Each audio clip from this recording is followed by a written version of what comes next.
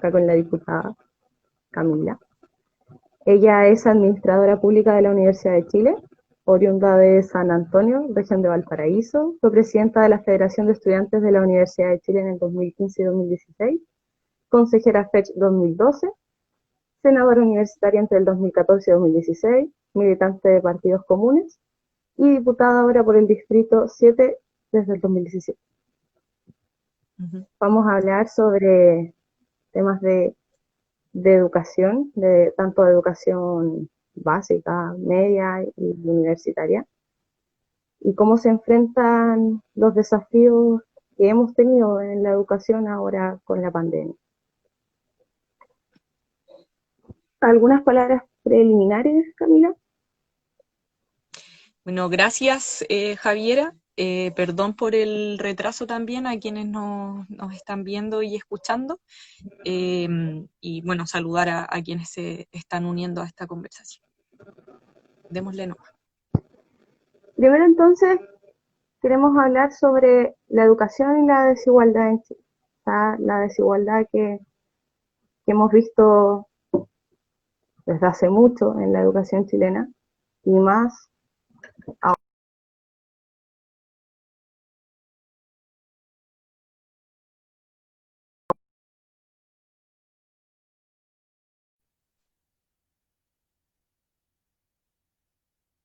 ¿Sí? Sí. ¿Ya estoy de vuelta? Le doy Eh, nomás. no, perdón, es que estaban Se llamando. cortó un poco. Ya. Sí, ya. Ahora sí estoy de vuelta. Entonces, bueno, todos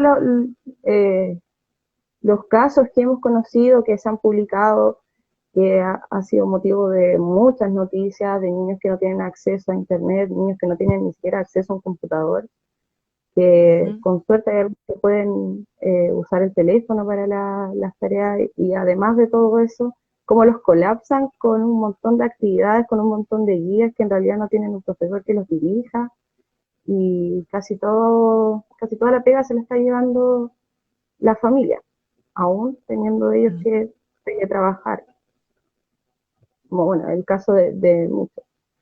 ¿Qué, ¿Qué nos puedes comentar al respecto tú desde perspectiva parlamentaria? Sí, como tú bien señalabas, Javiera, la desigualdad es una cuestión que existe de antes del COVID, por supuesto, y que permea distintos ámbitos. En ese sentido, la salud y la educación son ámbitos bien sensibles y que están muy marcados también por las desigualdades. O sea, nuestra educación en particular es muy segregada y dependiendo de dónde nace, también eso se relaciona con el tipo de educación que puedes recibir. Y con la crisis del COVID eso de algún modo queda como en mayor evidencia, se agudiza, y principalmente en el caso de la educación escolar, pero también de la educación superior, con todo esto de las clases a distancia, se generó este problema principalmente referido al acceso al Internet, a la posibilidad de efectivamente tener un computador en la casa. Tú bien mencionabas que los casos que hemos visto de chicos y chicas que no tienen conexión, que tienen que estudiar básicamente arriba del techo, y otros tantos en donde hay un solo computador en una casa o simplemente no hay. Entonces, en un comienzo como que se vio de parte del gobierno de manera como más simple decir sí, vamos a tener educación a distancia o en el caso de las instituciones de educación superior. Sin embargo, con el pasar de los días quedó muy en evidencia las realidades muy distintas que viven los niños y niñas y los jóvenes en el país en materia de acceso a Internet, de posibilidad de tener un computador. Entonces yo creo que la pandemia ha dejado eso muy al descubierto. En el caso de la educación escolar no solo se ve por la accesibilidad, sino que también, por ejemplo, en el tema de la alimentación, el colegio no solo es un espacio en donde los niños y niñas van a adquirir aprendizajes, también juega un rol muy importante en términos de alimentación. A los niños en los colegios se les vacuna, por ejemplo, entonces como que hay una serie de servicios asociados que han quedado a la deriva en este contexto. Y como digo, son situaciones que venían desde antes, pero que de algún modo ahora quedan mucho más nítidas debido a la pandemia. Claro, por ejemplo, la interconectividad, se podría decirlo así, el acceso a Internet en realidad tampoco ha sido un tema importante que tocar antes de esta crisis. Entonces, como que se vino el problema de que la gente, mucha parte de la población no tiene acceso a Internet. Y ahora, además, con las desigualdades de la educación, se juntaron esas dos cosas que no, si bien la desigualdad de la educación, claro, se intentó trabajar, la interconectividad no era un tema todavía de relevancia. Así es, Entonces, o sea, en las instituciones ya hace algún tiempo se cuenta con computadores, se cuenta con internet, pero las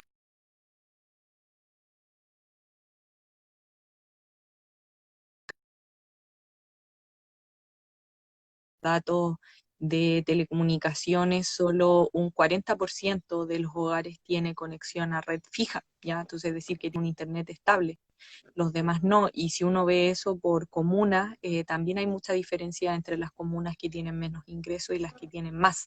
Entonces queda muy en evidencia y como decía, los avances tecnológicos, de la posibilidad de tener internet, de saber usar un computador, por supuesto que han ido aumentando radicalmente durante los últimos años. Sin embargo, ante el tener que educarse mediante estos medios, vemos que todavía hay una brecha bien importante. y por ejemplo, ¿qué opinas de los impulsos igual del gobierno para intentar aportar en esto? Por ejemplo, el plan de Aprendo en Casa o, o el intento de darle acceso a la zona extrema a Internet. Ujú.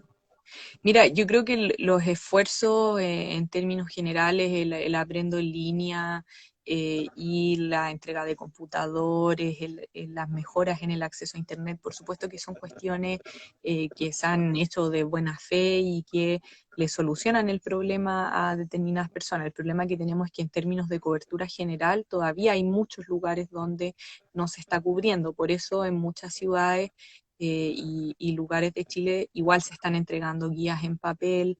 En muchos lugares el apoyo de la televisión era bien importante, el apoyo en los medios de comunicación en términos generales. Entonces, de algún modo esto ha tenido que ir complementándose poco a poco, porque el Aprendo en Línea es una plataforma bien interesante, pero claro, para quienes tenían el acceso como ya asegurado de algún modo, pero para quienes no, hemos tenido que ir buscando una serie de complementos y uno de ellos es la televisión.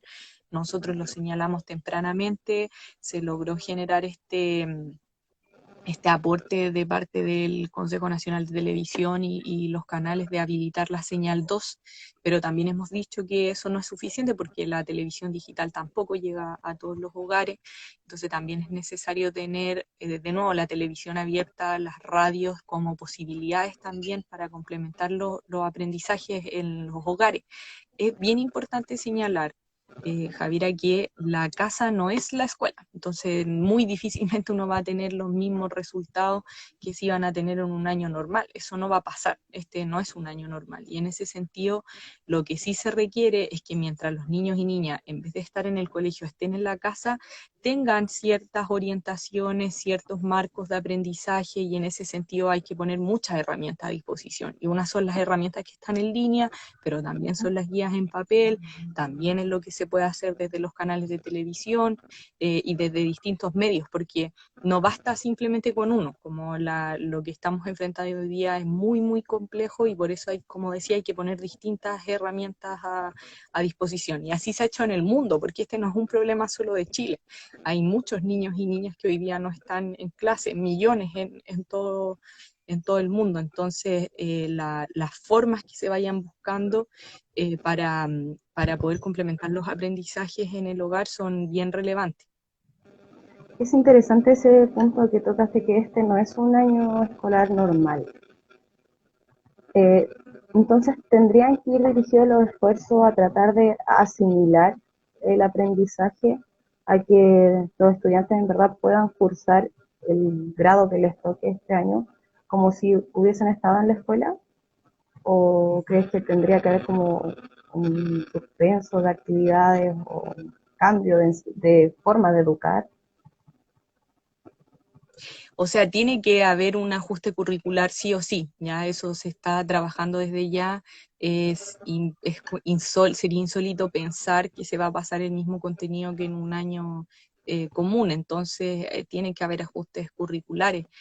Acá lo importante, tú lo decías igual al comienzo, que es que tampoco hay que generar estrés, o sea, ya hay una situación que es muy estresante, que es la pandemia misma, entonces el tener a los niños en la casa, a diferencia de un año corriente, es una situación que ya estresa a los grupos familiares y por lo tanto sumarles carga, como por ejemplo realizar evaluaciones con nota o estar constantemente, como sumar muchas guías, muchas tareas, es una cuestión que no tiene sentido, como digo, en un año en donde los aprendizajes tienen que ir mucho más por el lado de la situación que se está viviendo a nivel nacional e internacional, en dar tranquilidad, en ser apoyo, como que el sistema educativo sirva de apoyo, en este caso, a las familias que están ya sea en cuarentena preventiva o que incluso se ven en la dificultad de no poder realizar la cuarentena. O sea, como la educación tiene que ser un mecanismo también de contención y en ese sentido sí o sí el ajuste curricular está ocurriendo en los hechos, pero además en lo posterior también tiene que ser algo que se formalice. O sea, claramente hay que tratar de disminuir el estrés para no además juntarlo con la preocupación por la salud y por la educación. Pero Ujú. me refería como quizás a algo más estructural. Quizás pueda haber un cambio del sistema, no en tratar de meter más materias, sino en la forma en cómo estamos educando en la enseñanza básica y en la enseñanza media.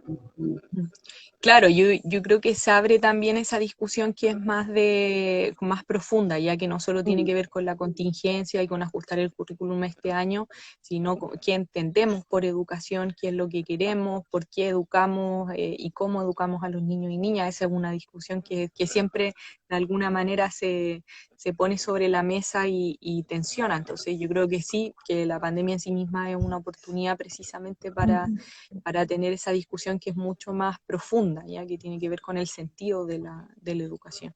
Claro que al final en estas circunstancias no se trate solamente de mandar las típicas tareas que se mandarían en las clases hacia la casa, sino que una forma distinta de poder aprender. Ujú. Luego de eso, bueno, es conocido varios problemas que se han visto en la educación superior, principalmente de muchos comentarios que han hecho profesores en las clases Ujú. online, porque a diferencia de la enseñanza primaria y secundaria, eh, los universitarios sí tienen la posibilidad de tener al profesor en línea, más Ujú. que los pequeños. Pero en ese caso igual los profesores han puesto algunos frenos, no han contribuido algunos en poder disminuir ese estrés del cual conversábamos, y no sé, por ejemplo, eh, los comentarios de algunos profesores de Derecho de la UC, como el, Ujú. aquí todos pueden ponerse a trabajar como mesero en un McDonald's o qué sé yo, para pagarse una conexión a Internet. Ujú. Situaciones así que en realidad, claro, más que un impulso al estudiante, es un desaire, tirando para abajo al estudiante de que no puede tener acceso a Internet o no puede tener las oportunidades óptimas para poder fortalecerse mentalmente en esta Ujú. circunstancia. ¿Qué nos puedes decir de Sí, bueno, en su momento apareció esa noticia, se viralizó ese comentario del profesor de la Católica. Yo creo que es un comentario lamentable que además no corresponde y de hecho después, en definitiva, la institución también salió a decir que una cuestión así no correspondía. A nosotros nos ha tocado igual que nos lleguen casos que son similares, o sea, incluso más graves como chiquillos que ante la situación de desempleo de sus padres, madres, de su familia, le han preguntado a las instituciones qué hacer, y instituciones le han respondido como no, puedes congelar, eso? puedes renunciar a la carrera. Entonces, está lleno hay hartas situaciones así, como digo, son lamentables y en la medida en que ocurren hay que también ir tomando posiciones y reaccionar ante ellas, ¿no? Hay que defender el derecho a la educación, hay que defender, en definitiva, que no todos los estudiantes están en las mismas condiciones, que las instituciones tienen que hacerse cargo de esas desigualdades de origen entre sus estudiantes, y una de ellas precisamente tiene que ver con el acceso al Internet, con los computadores. Eh, la crisis del COVID nos sorprende a todos. Entonces, si yo te hubiese preguntado en diciembre del año pasado qué Mm, pensabas que iba a ocurrir este año, nadie hubiese dicho, sí, va a mandar todos con mascarilla y no nos vamos a poder juntar. mm, ¿Ya? Como realmente es una sorpresa para la mm. mayoría, y así también lo fue para las instituciones de educación superior. Por lo tanto, no fue inmediato saber que había un grupo de estudiantes a los que iba a asegurar que tuviesen acceso al Internet, que tuviesen un computador. Yo creo que hay muchas instituciones que lo han hecho de manera muy loable, ¿ya? Y que han intentado que sus estudiantes puedan, en definitiva, tener las mejores condiciones de estudio. Pero también hay otras que no.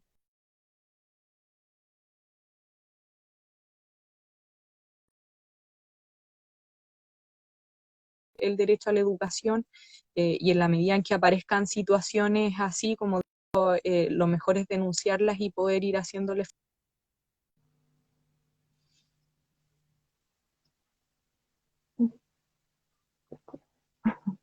Que los pido por el chat. Que nos mandaron una pregunta. Ajá. Que los pido. Si tienen algunas preguntas, escríbanla nomás en los comentarios. Y, y si es el tema que estamos conversando, lo unimos inmediatamente. Sí, además de que, claro, los estudiantes, nosotras como estudiantes también,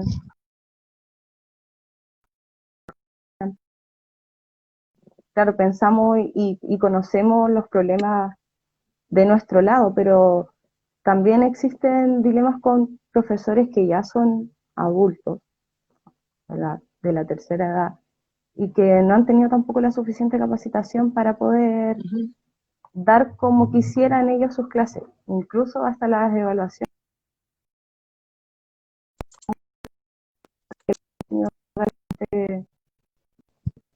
evaluados, valorizados como ellos planean en sus.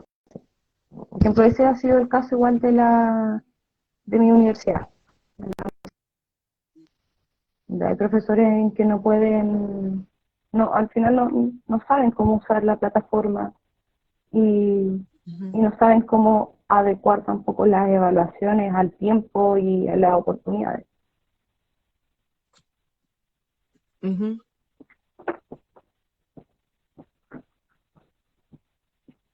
Hay una Hola, pregunta, ¿se escucha? sí, hay una pregunta. Dice, ¿existe un real derecho a la educación en nuestro país? Porque ha sido patente que hay visiones encontradas en la práctica en ese sentido. Sí, mira, como primero tomando el caso que tú decías de los profes y en definitiva la capacitación, como esto ha sido nuevo para todos, también además de las dificultades que han enfrentado los estudiantes por no tener acceso a Internet, por tener dificultades con tener o no un computador, también se han visto estas situaciones en que los Con la profesores profesión. y profesoras se enfrentan a la dificultad de esta nueva forma, que en ese sentido que las instituciones estén preocupadas de eso es bien relevante. Eh, y por otro lado, también la pregunta que se hace sobre el derecho a la educación, pucha, es complicado en nuestro país, el derecho a la educación. Porque eso en la enseñanza básica, la enseñanza media, eh, el acceso está, hay instituciones que son gratuitas, lo mismo en el caso de la educación superior. Sin embargo, más allá del acceso, como la continuidad, el que, por ejemplo, se consideren estas desigualdades de origen, no es algo que está presente. Entonces, como el derecho está, pero en una versión que nosotros la conocemos y la mayoría, me imagino, de los que está escuchando lo ha vivido en carne propia. Entonces Pues está en realidad, la dificultad. ¿Aló? De repente se corta, al menos a mí. Sí, yo no sé si eres tú o yo, no lo De tengo claro. repente soy yo, tú. Problemas de conexión.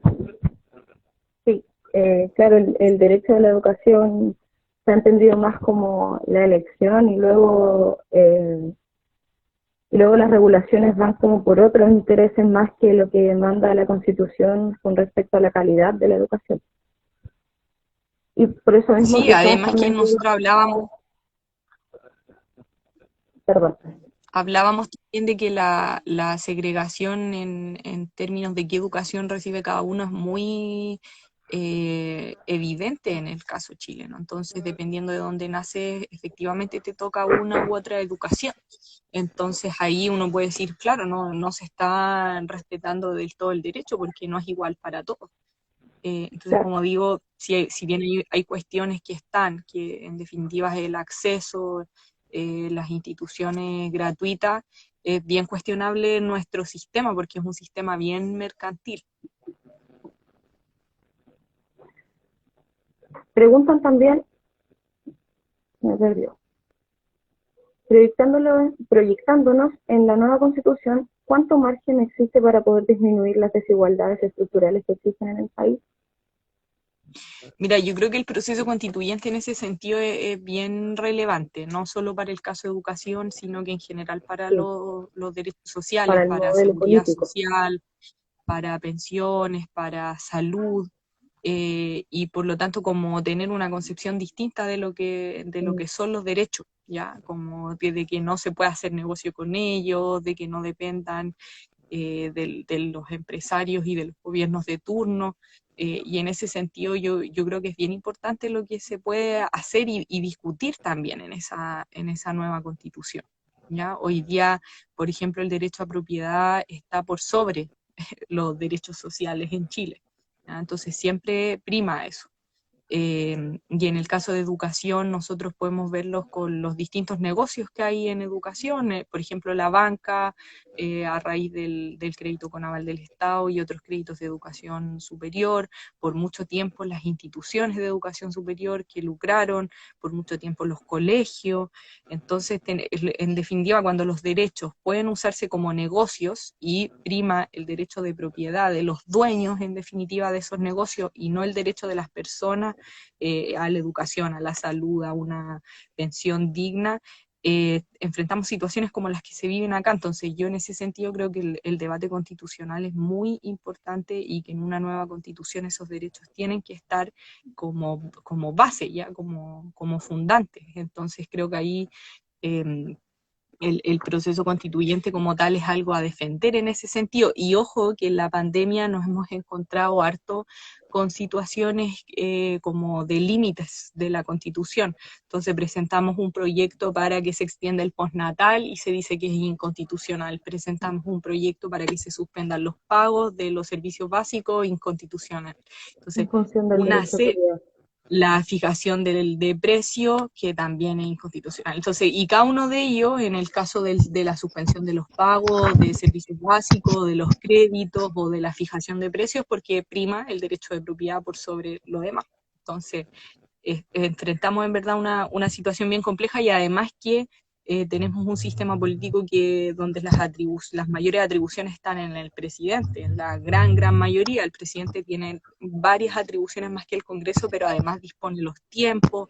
Entonces, a veces nosotros La ponemos agenda. proyectos que pueden ser relevantes, pero que se atrasan, como el caso del postnatal, porque no lo apoya el gobierno. ¿Ya? Entonces se enfrentan igual esas dificultades también. De todas maneras, en razón de los tratados internacionales y de los organismos internacionales en los cuales Chile está, es bastante esperanzador la posibilidad de mejorar el sistema educativo, considero, ¿no? Al respecto de la pregunta. Sigamos y luego tomamos la siguiente pregunta. Uh -huh. Con respecto a la desalineación del gobierno en el anunciar el plan de regresar a clases, ¿qué, qué nos podrías decir? Esto de que Y podría bueno, volver a nosotros clases progresivamente. fuimos bien claras en decir que no se podía poner una fecha como, porque en su momento el 27 de abril sonaba como la fecha de regreso a clases presenciales, que en el contexto de la pandemia, teniendo un estado de catástrofe que se iba a extender por lo menos hasta junio y quizás durante más tiempo, hablar de la vuelta a clases nos parecía insólito. Hace 2, 3 semanas el ministro terminó reconociendo que mientras no haya condiciones epidemiológicas y sanitarias no se va a volver a clase. Y yo creo que eso de algún modo es un avance y responde a la presión que ha existido por hacer entender al gobierno que no estaban las condiciones. ¿Ya? Hace 3 semanas se decía que había que volver a clases progresivamente, que había que volver al trabajo, se abrieron mall. Entonces, yo creo que ahí hubo un error garrafal de parte del gobierno en el que está también la parte del regreso a clase, y que después han tenido que recular en ello, porque no están las condiciones sanitarias, no están las condiciones epidemiológicas. Las clases presenciales son importantísimas, yo lo he dicho en cada ocasión en que lo puedo mencionar, porque y además son irreemplazables. La educación a distancia no es comparable con el valor de asistir a la clase presencial, el valor de la escuela. Yo decía, en la escuela también está la alimentación, también está el cuidado en salud, son muchas cuestiones que son muy importantes de la escuela. Entonces, considerando aquello, por supuesto que hay que volver en algún momento, pero ese momento es cuando estén las condiciones sanitarias y epidemiológicas, porque la vida tiene que ponerse por delante, el cuidado, la salud. Así que yo creo que bien que el gobierno haya retrocedido en esa primera visión que tenía, y al menos de nuestra parte, en mi caso como presidente de la comisión, y creo que los miembros de la Comisión de Educación han estado bien alineados también en ese sentido, en que no sería insólito hacer una vuelta de clases sin tener condiciones que así lo permitan. Claro, quizás esto también delata un poco la poca voluntad del gobierno de querer adecuar el sistema. Uh-huh.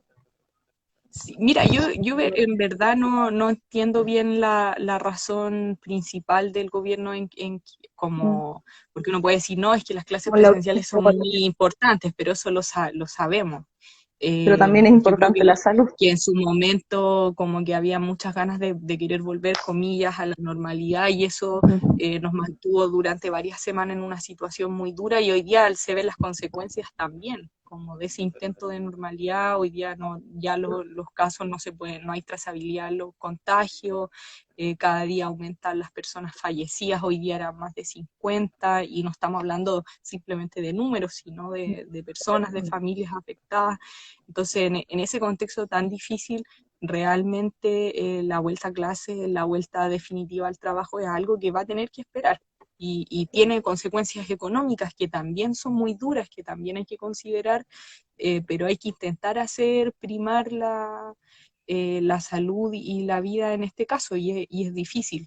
O sea, no solo está la crisis sanitaria, también hay un remesón económico importante, eh, y en ese sentido el Estado va a tener que ocupar todas sus herramientas y poner todos sus recursos a disposición de que la población esté bien en términos de salud y también en términos económicos. Camila, nos pregunta Antonia, ¿qué desafíos podrían establecerse para mejorar las condiciones actuales en la educación en general en nuestro país? Contextualizando en tiempos de pandemia, porque hay personas que requieren respuestas ya. Sí, son bien filosóficas las preguntas de quienes nos están siguiendo. Yo creo Pero que en relación, los desafíos son múltiples, ya como no hay un solo desafío. A mí una cuestión que me parece bien importante, lo urgente, es que, por ejemplo, la alimentación de los niños y niñas esté asegurada y que sean condiciones dignas y que tenga los componentes nutricionales, y que por lo tanto ningún niño o niña que antes recibía alimento en el colegio deje de recibirlo ahora porque estamos sin clases presenciales. Me parece que es un elemento esencial, y que la educación también suple aquello cuando la escuela cumple con estos diversos roles, pero también me parece importante que la educación pueda contener emocionalmente las distintas situaciones que ocurren en la pandemia. O sea, la posibilidad de que se muera alguien cercano, o de que alguien cercano esté contagiado, o en definitiva como estar como en esta situación de estrés nacional y global, y la educación también tiene que servir para contener. O sea, uno no puede ir así como locomotora y intentar meter aprendizajes y contenidos y no considerar como esas situaciones que se están viviendo en los hogares. Por ejemplo, aumenta la violencia también en estos momentos de cuarentena, sobre todo cuando son confinamientos obligatorios. Entonces, en todos esos sentidos, igual la educación tiene que ser un espacio que sirva para contener, que sirva para dar cuenta de cuáles son las emociones que los niños y niñas están sintiendo. Entonces, yo creo que son tantos los factores de los cuales que hay que preocuparse y hay que intentar dar el ancho en una situación tan difícil y tan nueva y tan inesperada como la que estamos viviendo. Igual creo que sería un poco apresurado decir que en realidad los desafíos para entregar respuestas inmediatas tengan que ver con la cantidad de material que se les entrega a los niños y niñas. Quizás tiene que ver con una respuesta inmediata en el sentido de cómo sobrellevar o cómo poder educarse en este contexto. Uh -huh. No solo en el contenido de las asignaturas al respecto, sino cuáles son las condiciones para poder aprender lo elemental. Sí, A además, como yo propósito, decía, igual hay que preocuparse de cómo están los niños y niñas, ¿ya? Como así, qué es lo que les está pasando, cuál es su situación actual, si alguien en su familia está contagiado, si tienen para comer, o sea, como que, y eso también, esa preocupación también es parte de algo que el sistema educativo tiene que realizar, porque es imposible, de hecho, aprender contenido si estás en una situación de estrés, si estás en una situación o sea, está todo conectado. no solo es una herramienta de aprendizaje, sino que también de sobrellevar emociones, de aprender sobre sus propias emociones. Promise nos pregunta, ¿en este contexto de pandemia se podría considerar que se cumple una calidad mínima de educación? Mira, yo realmente creo que es muy difícil hacer esa evaluación ya. Entonces, yo sé que no es lo mismo esto, y cualquiera de los que nos está escuchando sabe que no es lo mismo educarse a distancia que estar presencialmente, ¿ya? Es distinto, sobre todo con los más chicos, es más difícil. Entonces, pero no sé cuál sería el estándar mínimo, ¿ya? Como yo en verdad creo que el rol de los profes en este momento, de las comunidades escolares en este momento, no tiene que ver solo con pasar contenido. Entonces, si esa calidad se mide en contenido, no creo que eso sea lo relevante, ¿ya?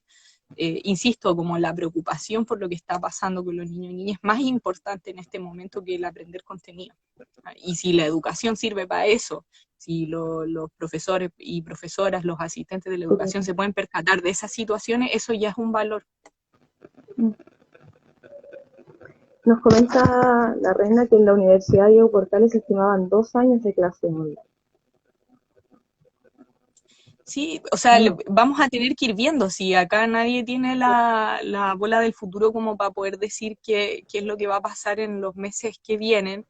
Ya sabemos que, mira, estamos entrando a junio ya y nadie ha tenido clases presenciales hasta este mes. Esto no había pasado antes, ya es completamente nuevo. Con el estallido social. Quizás se tiene un segundo semestre más corto, quizás hay que estar más tiempo en estas versiones online, las instituciones como tal, sobre todo las instituciones de educación superior, de alguna manera han intentado adaptarse a este nuevo sistema, eh, y hay otras, y en el sistema escolar también han habido adaptaciones, pero es una situación que va a haber que ir viendo día a día, mes a mes. Entonces es difícil aventurarse con qué es lo que va a pasar en el próximo año o qué es lo que vamos a estar haciendo en agosto. Camila, tenemos entendido que has presentado varias iniciativas de ley sobre este contexto, y en especial en la educación, como por ejemplo la suspensión del cobro de los aranceles, que se deba cesar el estado de catástrofe para poder volver a las clases presenciales, y la suspensión del CAE. Uh -huh.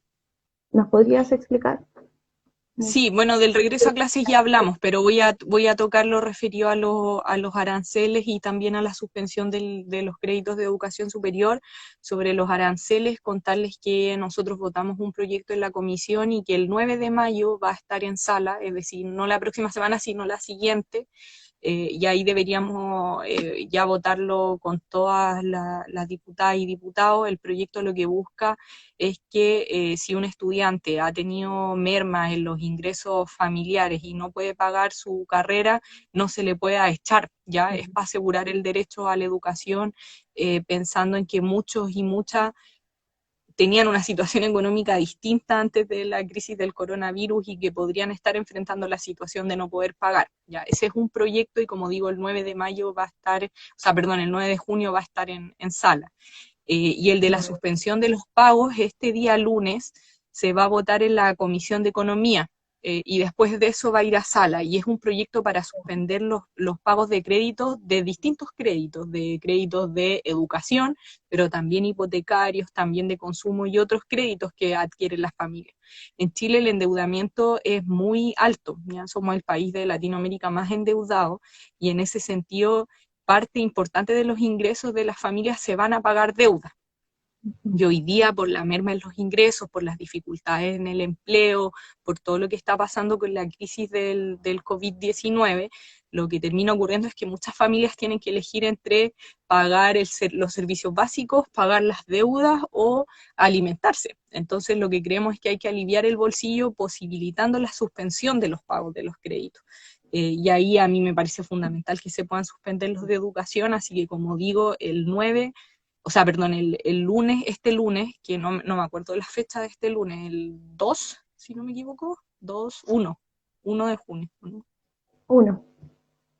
El 1 de junio se vota en economía y después en algún momento va a pasar a la sala también y tiene que ver con la suspensión de los pagos. Está completamente relacionado con generar un alivio para las familias que no tengan que pagar por algún tiempo las deudas y que eso no les signifique intereses ni mora, porque esa es la idea, que sea una suspensión, que esas cuotas se puedan pagar al final, Postergación. pero que no signifique intereses ni mora.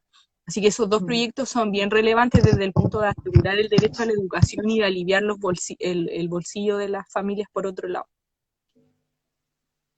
Pregunta Nicolás, ¿dependerá solo del Mineduc la reevaluación del currículum escolar del año para poder cualitativamente evaluar el rendimiento educacional? Sí, mira, el Mineduc envió una propuesta al Consejo Nacional de Educación. El Consejo Nacional de Educación es el que tiene que visar los cambios curriculares y en términos de evaluaciones, eh, el Mineduc ha dicho que va a aplicar tanto la evaluación docente como el CIMSE y tenemos una pelea y una discusión también porque nosotros creemos que no se tiene que aplicar, pero eso no está completamente zanjado. Camila, sobre los desafíos que se vienen en el área educativa post-crisis COVID, aunque no sabemos cuándo vaya a terminar esto, pero Sí. Mira, estando este rato en la Comisión de Educación, me he podido dar cuenta de que son muchas áreas en términos de educación y, por ejemplo, si uno la separa en niveles, está la educación parvularia, la educación escolar, la educación superior, pero además hay distintos mundos que confluyen. Por un lado, los rectores, los profesores y profesoras, los funcionarios, o sea, como los estudiantes, ¿ya? Entonces, como que hay distintas miradas y yo creo que nosotros tenemos que lograr confluir en un sistema educativo que ponga en el centro el derecho a la educación, que de algún modo, porque hoy día, por ejemplo, si tú piensas en las instituciones, hay mucha segregación y es muy claro que hay instituciones que son para gente que tiene menos recursos y otras que para más, y eso se da en la educación escolar y también se da en la educación superior. Entonces son muy pocas las instituciones que son heterogéneas, que son representativas de la sociedad y por lo tanto tienen personas de distintos mundos socioeconómicos. Y yo creo que esa es una cuestión que nosotros tenemos que lograr alterar. Entonces yo creo que el mayor desafío en educación es precisamente terminar con esa segregación tan característica además de una sociedad que está muy segregada. Y por lo tanto el modelo educativo es reflejo de aquello. Y creo que en ese sentido, y lo vinculo con la pregunta que nos hicieron en algún momento, que el proceso constituyente es bien importante en ese sentido, y yo espero que una vez que esto ya vaya bajando su intensidad, podamos retomar con mucha fuerza el proceso constituyente, porque creo que la pandemia ha dejado en evidencia que necesitamos un cambio constitucional. O sea, ya estaba en evidencia antes y creo que ahora eso queda todavía mucho más claro. en todos los aspectos. Uh-huh. Y por ejemplo, el hecho de tratar de evitar las repitencias. Sí, yo creo que es una de las cosas que han dicho, además los expertos, es que no se tome el CIMSE, que no se consideren repitencias, que no se hagan evaluaciones con notas, sino otros mecanismos de evaluación. Yo creo que todos esos puntos son fundamentales de considerar este año, y creo que en ese sentido el gobierno ha sido bastante porfiado, tosudo, pero que también ha tenido que ir cediendo. Entonces, y yo espero que sigamos realizando esa presión para que el ministerio termine por atender a estas cuestiones que son súper importantes, porque alguien que repite este año, o sea, las condiciones que lo afectarían para llegar a esa situación son múltiples. Entonces, eh, es, es absurdo que este sea un año, por ejemplo, que incluya repitencias o que incluya evaluaciones como el CIMSE, ¿no? No, por supuesto que hay que realizar evaluaciones y que hay que mirar qué se ha logrado con estos mecanismos de aprendizaje a distancia, pero no puede ser una prueba estandarizada. O sea, el estrés que genera el CIMSE en particular en las comunidades educativas es algo que hay que evitar, y las repitencias, que también son otro mecanismo que genera presión, son una cuestión que no tiene sentido en este contexto particular, porque ya son discutibles en el contexto general, ¿ya? No hay evidencia absoluta de que la repitencia ayude a que esos niños que repiten después tengan mejores resultados. ¿Ya? Eso es un debate abierto. Entonces, el CIMSE también es un debate abierto, lo que genera el CIMSE en las comunidades escolares. Entonces, ya en el contexto normal, comillas, esas cuestiones están en discusión, pero durante este año aplicar una evaluación estandarizada, hacer correr la repitencia, ya es como completamente absurdo, ¿no? Y la situación de los alumnos de cuarto medio que eventualmente tendrán que dar la PSU, o qué pasaría con la PSU. Sí, bueno, este año no hay PSU, esas han sido a raíz de todo lo que pasó el año pasado y de una pelea que se viene dando hace Este mucho año tiempo, definitivamente. y por supuesto que lo que haya va a tener que considerar que los chiquillos de cuarto medio no alcanzaron a ver todo el contenido que tenían que ver, ¿no? Y no hay que estresar a los chiquillos que están en cuarto medio por esta situación, si este no es un año normal. Yo creo que hay que partir precisamente de esa base. No es un año normal, no se pudo ver el mismo contenido, no se van a lograr los mismos objetivos de aprendizaje, y todo va a haber que adecuarlo. Y hay que tener esa flexibilidad. Algunas últimas reflexiones que nos quisieras compartir, Camila. Sí, mira, mi reflexión más profunda con educación es que este es un campo muy complejo, muy difícil, que de algún modo cada uno entiende lo que quiere entender por educarse, en definitiva, como que todos de alguna manera sentimos que tenemos algo que decir en este campo, y a mí me parece que a raíz de la situación de la pandemia, se requiere mucha flexibilidad, se requiere mucha como disposición, y eso es lo que se espera de todos y cada uno, de las comunidades escolares, pero también del ministerio, que sea flexible, que se abra distintas posibilidades para poder tener un año que no va a ser normal, que no es un año común y corriente, pero en donde probablemente sí hay cosas que igual se están aprendiendo y que hay que valorar cómo eso está ocurriendo. Entonces yo sobre todo creo que esa flexibilidad es muy necesaria, y lo segundo que creo que es muy, muy necesario es estar pendientes de las condiciones de los estudiantes, de los profes, de los asistentes, porque en un país tan desigual esas condiciones son muy, muy diversas. Entonces tenemos las situaciones que hemos hablado acá, pues de chiquillos y chiquillas que no tienen acceso a internet, que no tienen un computador, que por ejemplo, hoy día pueden estar en una situación económica que los aflige, y eso repercute en la educación. Entonces todas esas consideraciones tienen que estar puestas sobre la mesa constantemente, hay que estar preocupados de lo que está pasando con los y las estudiantes y también los profesores y asistentes de la educación, los trabajadores y funcionarios, porque esta idea de flexibilidad que yo menciono también tiene que ver con eso, con que aquí hay condiciones y situaciones que están permeando también lo que termina ocurriendo en educación. O sea, un niño o niña a quien fallece algún familiar de COVID o un vecino o vecina, no va a enfrentar igual el proceso de aprendizaje a distancia, que ya es muy difícil, pero además con ese dolor a cuesta la situación se pone todavía más complicada. Entonces, esa flexibilidad también y como empatía, o sea, se necesita en estos momentos mucha empatía, mucha inteligencia emocional, y yo creo que eso es lo que tiene que primar, mucha comprensión respecto de todo de lo que estamos viviendo. Y educar, aprender también es eso, pues, como poder comprender, poder entender que estamos viviendo una situación muy difícil y que, como decía, ninguno tiene una bolita mágica o tiene como para una saber qué pasará. predicción certera, Claro. ¿no? Entonces hay que ser muy comprensivo, por eso digo que flexible, comprensivo son como las cuestiones más importantes que creo que hay que destacar en esta pasada. ¿Y algunas recomendaciones que nos puedes dar? Mira, las recomendaciones que hago en todos los lugares donde estoy es que acá hay una responsabilidad del Estado muy potente. Yo creo que no se ha dado el ancho hasta ahora, creo que es súper necesario la protección del empleo, creo que es súper necesario que se den garantías como las que mencionábamos de suspensión de pagos de servicios básicos, Claro. de suspensión de deuda, que el ingreso familiar de emergencia sea mayor que el que se está entregando. Entonces, creo que hay una serie de medidas que hay que mejorar, que hay que fortalecer ese apoyo estatal, pero también es muy importante la responsabilidad individual. Entonces, van acompañados.